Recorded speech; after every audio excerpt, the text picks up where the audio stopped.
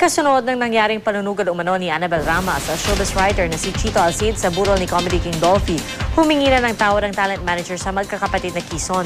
Si Alcid naman desidong dalhin sa korte ang laban. Balita natin ni Salima Refran.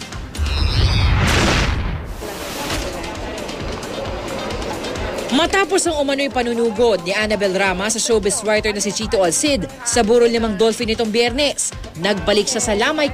Isa-isa raw niyang nilapitan ng magkakapatid na Quezon para mag-sorry at tinanggap naman daw nila ito.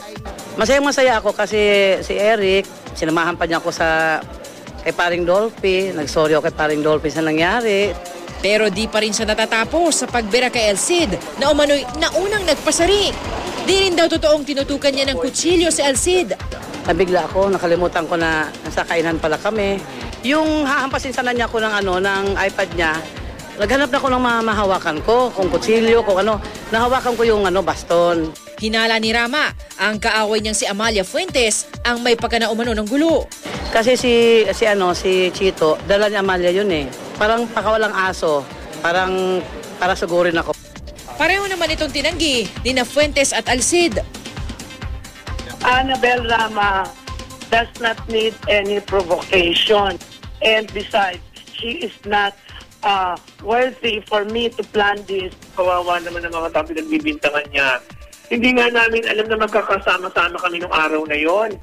Biglaan. Git ni Alcid, si Rama ang nauna.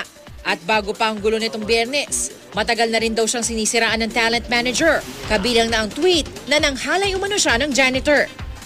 Meron daw Dusit Hotel na meron daw ako nirek na janitor, excuse me, get the information or the biodata of that guy, i-produce nyo.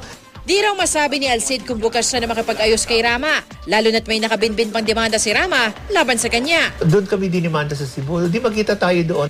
Salima Refran, GMA News.